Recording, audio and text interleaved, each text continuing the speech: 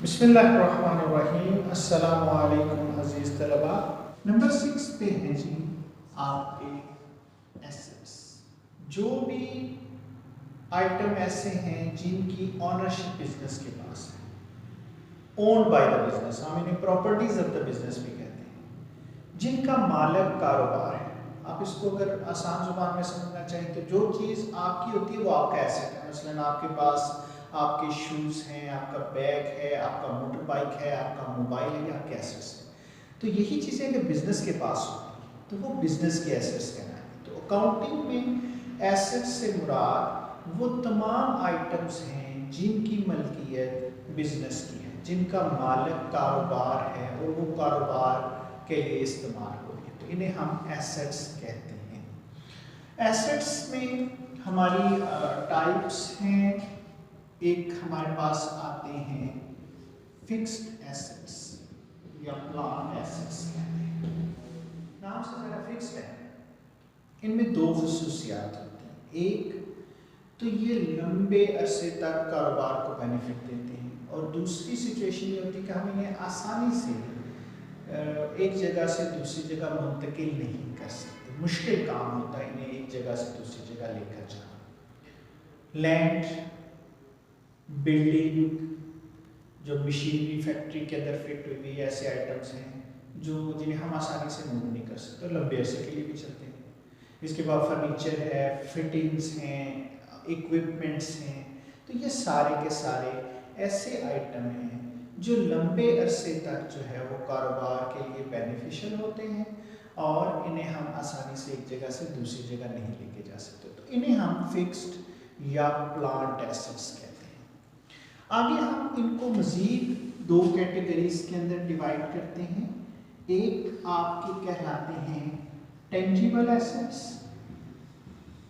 और दूसरे कहलाते हैं इनटेंजिबल एसेट्स।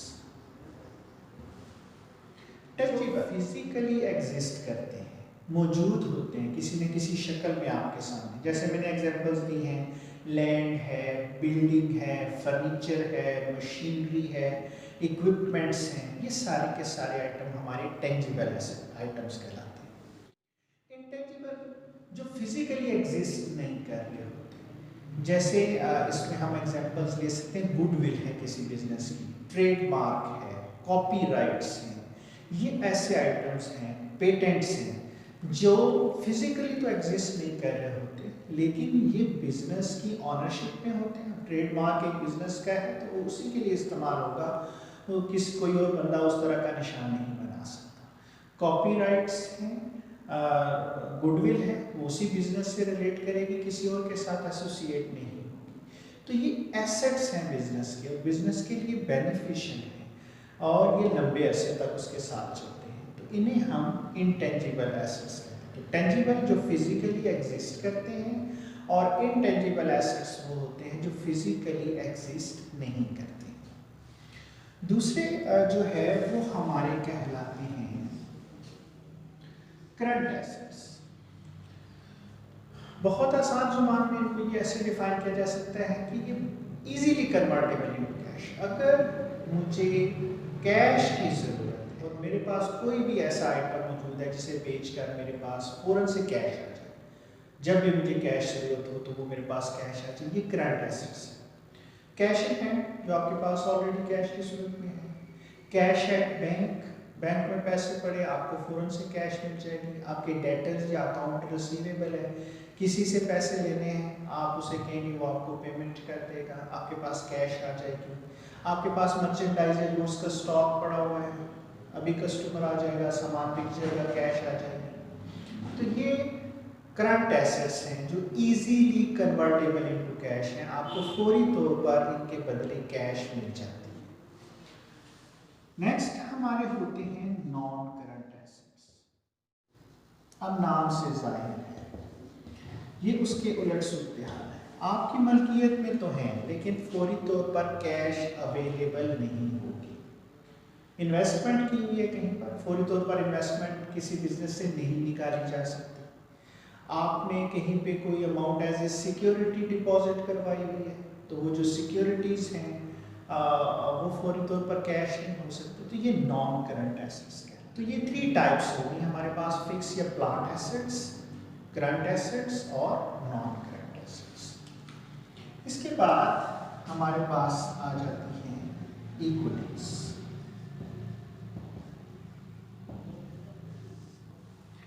इक्विटीज को हम 2 कैटेगरीज के अंदर डिवाइड करते हैं। पहली कहलाती है ऑनर्स इक्विटी, और इसको हम सिंपल वर्ड में कैपिटल कहते हैं।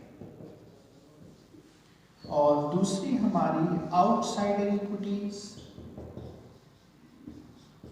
जो बिजनेस से बाहर लोग हैं उनके, इन्हें हम आसान जुबान में लायबिलिटीज कहते हैं।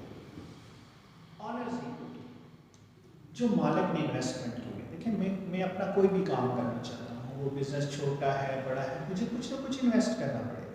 वो कैश की सूरत में हो सकता है, कैश के अलावा मुख्तलिफ एसेट्स की सूरत में हो सकता है, लेकिन मुझे कुछ ना कुछ अपने बिजनेस को चलाने के लिए इन्वेस्टमेंट करनी पड़ेगी। तो जो ऑनर बिजनेस को दे रहा है वो आपका कैपिटल या ऑनर इक्विटी कहलाती है। आउटसाइडर इक्विटी, जो दूसरे लोगों से आपने फाइनेंस लिया। मेरे पास पैसे कम थे, मैंने बैंक से लोन ले लिया कि मैं अपना बिजनेस करना चाहता हूँ, तो वो बैंक बिजनेस का मालिक नहीं है, ऑनर नहीं है, वो आउटसाइडर है। तो वो उसको पेमेंट मैंने वापस करनी है, तो ये हमारी लायबिलिटीज कहलाएंगी। मैंने किसी से सामान क्रेडिट पे उठा लिया, अब मैंने उसको पेमेंट करनी है, वो मेरी लायबिलिटीज कहलाएंगी। तो किसी भी तरह की अदायगी जो हमने बिजनेस के ऑनर के अलावा किसी शख्स को भी करनी है, किसी इदारे को भी करनी है, यानी कि आउटसाइडर्स को करनी है, वो हमारी आउटसाइडर इक्विटी या लायबिलिटीज कहलाएगी। इन लायबिलिटीज को हम मजीद 2 कैटेगरीज के अंदर डिवाइड करते हैं।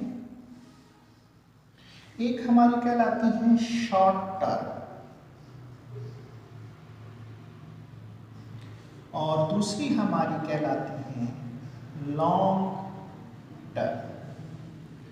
शॉर्ट टर्म और लॉन्ग टर्म, आसान जुबान में जो विद इन ईयर, जो आपका एक फाइनेंशियल ईयर है, एक अकाउंटिंग ईयर है, उसके अंदर अंदर पेमेंट करनी है, महीने बाद देनी है, 10 दिन बाद देनी है, 2 माह के बाद देनी है, वो आपकी शॉर्ट टर्म लायबिलिटीज कहलाती है। लॉन्ग टर्म, ये 1 साल से ऊपर का पीरियड है। बैंक से जैसे हम अगर कर्जा लेते हैं, लोन लेते हैं, फाइनेंसिंग करवाते हैं, तो वो पेमेंट मैंने 3 सालों में, 5 सालों में, 7 सालों में वापस करनी है। तो ये लॉन्ग टर्म लायबिलिटीज हो गई, जिनके लिए हमारे पास एक लंबा अरसा है अदायगी करने के लिए। और यहाँ हम लास्ट पॉइंट अब देख लेते हैं, और लास्ट पॉइंट है हमारा ड्राइंग्स का। ड्राइंग्स, मालिक बिजनेस क्यों कर रहा है? इनकम के लिए। उस इनकम का वो क्या करेगा? डेफिनेटली उसने अपने घर को भी चलाना होता है। तो जो भी बिजनेस में से वो अपने घर के इस्तेमाल के लिए, अपने ज़ाती इस्तेमाल के लिए आइटम ले जाएगा, वो ड्राइंग्स है। ये कैश हो सकती है, कैश के अलावा डिफरेंट एसेट्स हो सकते हैं जो अपने ज़ात के लिए लेके जाए। हाँ, वो बिजनेस की चीज़ें हैं, लेकिन वो बिजनेस से अपने घर के इस्तेमाल के लिए, पर्सनल यूज़ के लिए लेके जाता है, वो हमारी ड्राइंग्स कहलाते हैं। इसके अलावा भी कॉन्सेप्ट्स हैं, लेकिन बेसिक कॉन्सेप्ट्स यही हैं जो हम बार बार इस्तेमाल करते हैं और जिनके बारे में हमें अंडरस्टैंडिंग जो है वो होनी चाहिए अकाउंटिंग के सब्जेक्ट को समझने के लिए। ये बेसिक टर्मिनोलॉजीज हैं, मेन बेसिक टर्मिनोलॉजीज है जो बहुत ज़्यादा इस्तेमाल होती हैं। इसके अलावा भी हैं, वो साथ साथ फिर हम डिस्कस करते जाएंगे, लेकिन बिल्कुल स्टार्ट लेने के लिए जो हमें बेसिक कॉन्सेप्ट होने चाहिए थे वो हमने इस लेक्चर में सीख लिया। उम्मीद है कि ये बेसिक टर्मिनोलॉजीज आपको अच्छे तरीके से समझ आ गई होंगी।